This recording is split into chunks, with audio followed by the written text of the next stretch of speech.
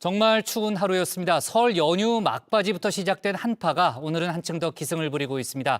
낮부터 추위가 조금씩은 누그러들고 있기는 하지만 밤부터는 중부를 비롯해 전국 곳곳에 많은 눈 소식이 있죠. 더욱 우려를 낳고 있는 상황입니다. 이러한 기상 상황에 더해서 전기, 가스비 인상이 맞물리면서 난방비 부담도 갈수록 커지고 있습니다. 난방비 폭탄이란 말이 나왔는데 정치권에서도 책임 공방이 거세게 불고 있습니다. 관련 소식을 유한울 체커가 정리했습니다. 네, 5시 하면 다정해 정혜원들의 뉴스 큐레이터 울체커입니다. 이제 정말 개묘년, 검은 토끼의 해가 밝았습니다. 새해 복 많이 받으시고요. 개묘년의 첫 뉴스픽 5 바로 들어갑니다. 네, 오늘 준비한 소식은요. 난방비 폭탄, 주한미군 필요, 뚫렸다. 90초 학폭도 용서로 잡아봤습니다. 정의원님들 설 연휴 잘 보내셨습니까? 주말까지 포함해서 나흘간의 짧은 연휴가 아쉽기만 한데요. 그 와중에 연휴 막바지 우리나라를 덮친 북극 직배송 한파 때문에 많이 힘드셨을 것 같습니다. 그동안 해외 뉴스에서나 봤던 모습이 우리나라에 펼쳐질 정도였습니다. 물티슈를 밖에 내놨습니다. 1시간쯤 지나고 봤더니 한 장씩 뽑히지도 않습니다. 통째로 꺼냈더니 꽁꽁 얼어붙어 있습니다. 떨어뜨려 보면 벽돌이 땅에 떨어지는 소리가 납니다. 네, 지금 보신 물티슈뿐만이 아닙니다. 저희 정책부 김나은 기자가 직접 실험해봤는데요. 계란도 얼고 비눗방울도 얼었습니다. 그런데 오늘은 이보다도 더 추웠습니다. 서울 아침 최저기온은 영하 17.3도, 체감온도는 영하 24.7도까지 떨어졌고요. 강원 철원군의 일부 지역에선 영하 28.1도를 기록했습니다. 체감온도 아닙니다. 그냥 기온입니다. 연휴 마치고 출근해야 하는 시민들 입에선 직장인 학대라는 말이 절로 나왔는데요. 이 직장인 학대라는 단어는 오늘 오전 트위터까지 점령해버렸습니다. 더욱이 이 추위에도 밖에서 일해야 하는 노동자들의 고충은 더욱 클 수밖에 없는데요. 사실 이분들에게는 제대로 된 연휴도 없었죠. 바지 3겹 정도 껴입고 나왔습니다. 바람이 많이 불어서 오토바이가 휘청휘청거려요. 손만 꺼내도 너무 싫어요. 네. 손끝 발끝 얼 것 같아. 바람이 많이 부니까요. 이 눈썹이 얼더라고요. 그럴 정도로 오늘 바람이 매서웠습니다. 명절이라 스테로폼이라든지 재활용을 그렇게 시민들이 많이 내놨잖아요. 다른 날보다 시간이 한 2배가 더 많이 걸렸습니다. 그리고 집에서조차 마음이 편하지 않습니다. 올라도 너무 오른 가스비 그리고 전기료 때문입니다. 이 때문에 올겨울 난방비 부담은 말 그대로 폭탄 수준이 돼버렸는데요. 취약계층에겐 이 부담 몇 갑절로 느껴집니다. 서울 장위동의 임대주택에서 혼자 사는 김선기 씨는 요즘 보일러를 켜기가 두렵습니다. 지난달 도시가스 요금이 10만 원 가까이 올라 생활비의 절반가량을 난방비로 썼습니다. 이번에 너무 깜짝 놀란 거예요. 너무 많이 나오니까 10으로 놓고 줄여도 그래서 이번에는 얼마나 나올까. 그렇게 해서 결국 설 연휴 민심 밥상에도 오른 난방비입니다. 사실 이렇게 되면 저희 운영진도 고해성사를 할 수밖에 없는데요. 지난 금요일 이 난방비가 연휴 민심 밥상에 오를 거라고 예측한 사람은 없었습니다. 촌철살인 조멘토가 살짝 근접하기는 했지만요. 저희 모두 정치권 이슈에만 너무 집중했던 건 아닌가 반성해 보면서요. 이때 우리 정혜원 미고 A님께서만 이렇게 아래 보이는 것처럼 정확히 짚어주셨는데요. 소통반장 백반장을 대신해 감사하단 말씀 드립니다. 아까 이제 류 실장이 여러 가지 이제 밥상 메뉴 거리가 있는데 일단 이재명 대표의 검찰 출석이 그 하나가 되지 않겠느냐라는 그런 예상을 했는데 다른 운영진들은 어떻게 봐요? 저는 일단 제가 이번 주에 좀 전했었지만 그 윤석열 대통령의 일하는 적 발언 이거에 대한 좀 이야기도 나올 것 같고요. 그리고 제가 오늘 전한 이 실내 마스크 의무 조정 이야기도 나오지 않을까. 나경원 전 의원이 전당대회 출마할 거냐 말 거냐 이게 적절하냐 그러니까 올라갈 것 같은데. 그건 올라갈 것 예. 같아요. 근데 그 얘기해봤자 좀 정답이 없으니까 네. 먹고 살 얘기하시는 게 낫지 않을까 정치 얘기보다는. 뒤늦게 아차했던 건 정치권도 마찬가지인 듯합니다. 지역 민심을 훑고 온 정치권, 보통 연휴 마지막 날 지도부가 기자간담회를 열고 민심을 전하면서 이슈 선점에 나섰는데요. 이번에 여야 모두 입에 올린 게 바로 이 난방비 문제였습니다. 연휴를 마친 일상으로 복귀한 오늘도 공방은 이어지고 있습니다.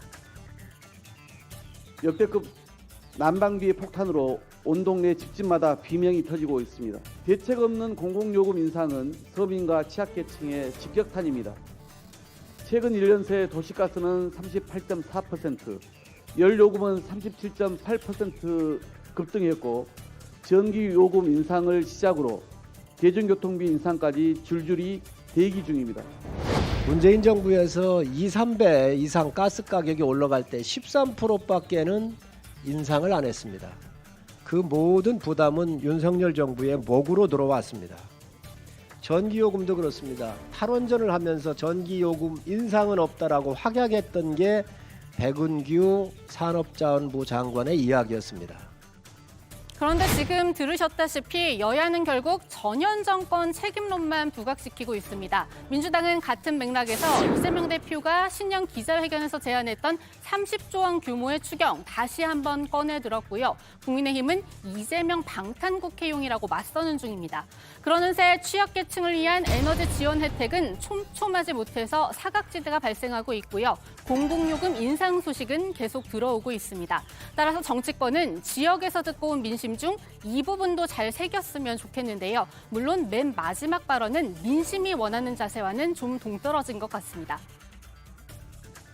옛날에는 그냥 싸우지 마라 이랬는데 진짜 너희들끼리 왜 싸우냐 이거 하고 그다음에 물가가 너무 오르니까 이 서민들의 삶을 돌보지 않고 그저 자기들 이성만 채우려고 한다라는 불만이 크게 달해 있죠. 저는 그게 굉장히 안타까웠어요.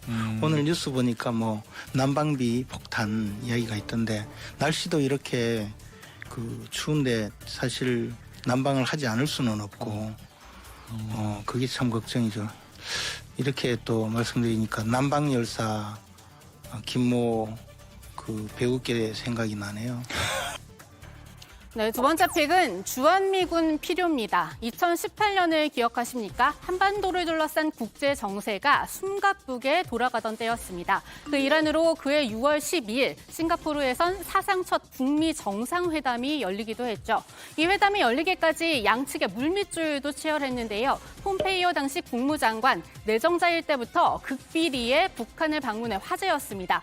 이 사실은 보름 정도 지나서야 트럼프 당시 대통령의 입을 통해 알려졌습니다. We've also started talking to North Korea directly.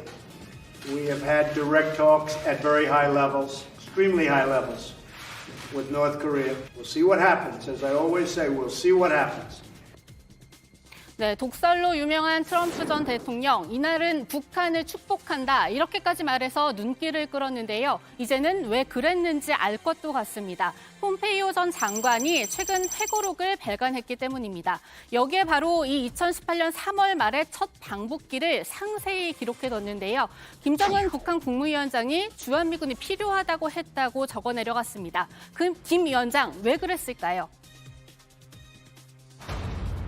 김정은 국무위원장은 중국 공산당으로부터 자신을 보호하려면 주한미군이 필요하다고 말했다.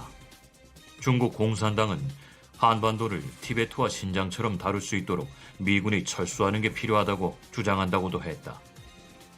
네, 이 말을 들은 폼페이오 전 장관, 우리나라의 미국 미사일과 지상군 전력을 강화해도 북한이 신경 쓰지 않을 거라고 단정했다고 하는데요. 이 자리에선 당연히 가장 중요한 의제인 비핵화에 대한 이야기도 오갔습니다. 그리고 이런 대화가 오가던 중에도 김 위원장은 45분마다 자리를 비웠다고 회고록엔 적혀 있는데요. 김 위원장, 이 잠배, 재떨이와 함께한 사진이 많이 찍힐 정도로 애연가죠. 이날도 담배를 피우기 위해 그랬다고 폼페이오 전 장관은 설명했습니다. 이 첫 번째 물밑줄 뒤에도 수많은 우여곡절 끝에 북미 정상회담은 싱가포르에서 열렸습니다. 김정은 위원장과 트럼프 당시 대통령이 서명한 공동 합의문에는요, 한반도의 완전한 비핵화 약속이 담겼습니다. 역사적인 이 만남에서 지난 과거를 펼쳐 새로운 출발을 하려는 그 역사적인 문에 공모하게 됩니다. 세상은 아마 중대한 변화를 보게 될 것입니다. 그러면서도 당시 트럼프 대통령은 주한미군 문제는 지금 논의에서 빠져 있다 이렇게 선을 그어서 의아했던 기억이 나는데요. 하지만 이 역시도 폼페이오 전 장관의 주장에 따르면 이제는 이해가 가능합니다. 그 밖에도 회고록엔 북한은 미국과 단둘이 만나고 대화하고 싶어 했다는 등의 내용도 포함돼 있는데요.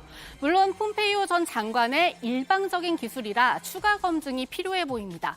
하지만 이 회고록 내용에 비춰봤을 때 북한이 전통적인 우호국, 적대국국 개념보다는 실리에 따라 움직인다는 점에 주목해야 한다는 분석도 나옵니다. 네, 오늘의 세 번째 픽, 뚫렸답니다. 우리말학회 등 우리 학술기관 12곳의 홈페이지가 뚫렸습니다. 중국 해커 조직으로 추정되는 단체에게 해킹을 당해서 이렇게 화면이 바뀌거나 접속이 불가능한 상태인데요. 새벽의 기병대라는 뜻의 해커 조직 샤오칭은 지난 22일 총 2,000곳을 대상으로 대규모 사이버 공격을 예고했었습니다. 이 조직은 국과수, 국방과학연구소 직원 등의 신상 정보 160여 건을 앞서 외부에 유포한 걸로도 전해지는데요. 앞으로 피해 규모가 더 커질 수도 있을 것으로 보여서 정부 대책 마련이 시급해 보입니다. 네, 다음 픽은 90초입니다. 지구 종말까지 90초 남았습니다. 미국 핵과학자회가 지구 멸망까지의 시간을 상징적으로 보여주는 시계죠. 지구 종말 시계의 초침을 파멸을 뜻하는 자정 쪽으로 10초 더 옮기면서입니다. Nuclear risks increased significantly last year, due largely to Russia's unprovoked invasion of Ukraine. Putin has repeatedly raised the specter of nuclear use. In launching the invasion, he warned that whoever tries to hinder us should know that Russia's response will be immediate and will lead to consequences you have never faced in your history. 네, 바로 러시아의 우크라이나 침공 때문인데요. 핵과학자회는 이 침공으로 생화학 무기 사용 가능성에 대한 위협도 높아졌다고 우려했습니다. 네, 오늘 마지막 픽은 학폭도 용서입니다. 한국은 용서가 쉽지 않다. 추신수 선수가 한 이 말의 후폭풍이 거셉니다. 미국 한 지역의 한인 라디오 방송에 출연해서 이번 WBC 대표팀 구성을 두고 얘기하던 중에 나온 발언이었는데요. 고등학생 시절 학폭 논란이 아직 말끔히 정리되지 않은 안우진 선수의 탈락을 아쉬워하며 한 발언입니다. 앞서 KBO는 선수 선발 기준은 기량과 함께 국가대표의 상징적 의미 또 자긍심 등도 고려해야 한다면서 안 선수 탈락 이유를 설명한 바 있습니다. 네, 오늘의 뉴스픽은 여기까지입니다. 들어가서 원픽 뽑겠습니다. 뉴스픽 5였습니다.